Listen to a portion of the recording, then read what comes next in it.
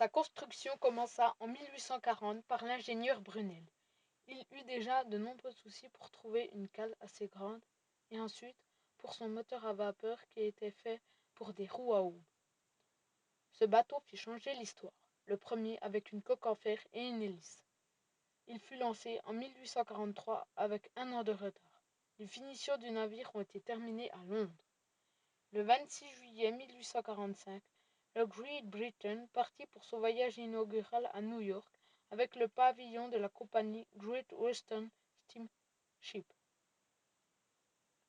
98 mètres de long, 3300 tonnes, faisait de lui le plus gros navire du monde.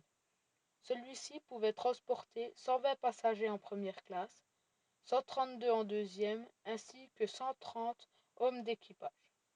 Quelques années plus tard, le bateau ayant été agrandi, accueillit 730 passagers. Malheureusement pour ses armateurs, le paquebot ne les enrichit pas car celui-ci resta échoué près de 6 mois dans la baie de Dundalk en Irlande. Après l'avoir renfloué, ils le vendirent à une autre compagnie, la Gibbs, Great & Co. Pendant près de 30 ans, le navire fit des allers-retours entre l'Angleterre et l'Australie.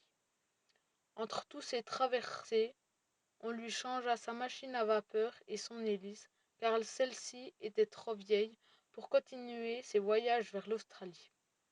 Puis, transformé en voilier pour transporter du charbon en vrac du pays de Galles à San Francisco.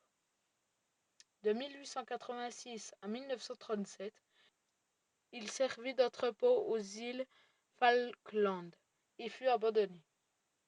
En 1970, des armateurs d'histoire maritime le retirent d'un sommeil d'un siècle et le Great Britain fera son 48e et dernier voyage vers Bristol. Il sera installé dans sa cale de lancement, la même qu'exactement qu'en 1843. Le navire était en piteux état.